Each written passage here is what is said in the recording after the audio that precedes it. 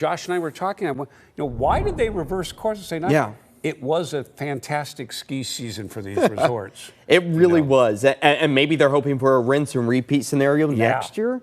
Yeah, so our snow levels are really sitting at a very comfortable level. You got to keep in mind that April is typically the peak of the amount of snowfall that we see. And after April, we begin that melting process. But over the past 24 hours, not really seeing any measurable snowfall, but still a great ski weekend ahead for so many of us, as we got to enjoy the warmer sunshine today across Northeast Portland and much of the I-5 corridor, climbing back up into the mid-60s, if not even the low 70s, peaking at 72 degrees right here in the heart of Portland, when our average daytime high temperature should be right around 60 degrees. But as those temperatures begin to warm, the blooms and blossoms really start to take shape. So too does our allergy count, pollen back up to the high levels, but it does retreat by the time we get to Monday and Tuesday. That comes as our next batch of wet weather finds its way back into the Pacific Northwest. Mostly calm, quiet, clear, and mild temperatures across downtown Portland on this Friday evening. 59 degrees is where we currently sit. And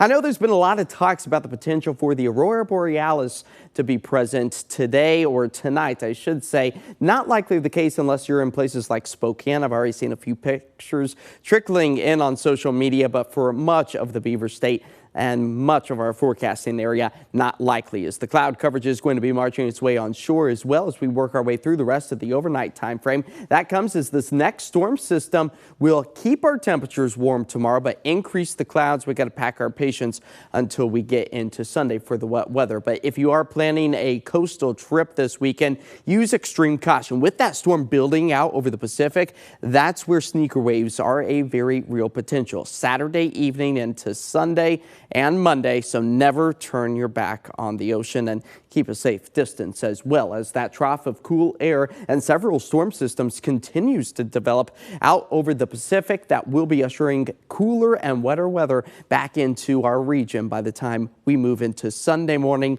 and Sunday afternoon. Here it is all timed out with the Futurecast. There's those increasing clouds. Temperatures still mild tomorrow. We don't see the rain potential until we get to Sunday. There you go. It starts to push its way into the I-5 corridor, carrying us into Sunday evening. That's where our rain gauges, they will near just about a quarter of an inch, if not even closer to a half inch, by the time we roll into Monday. 7-day forecast.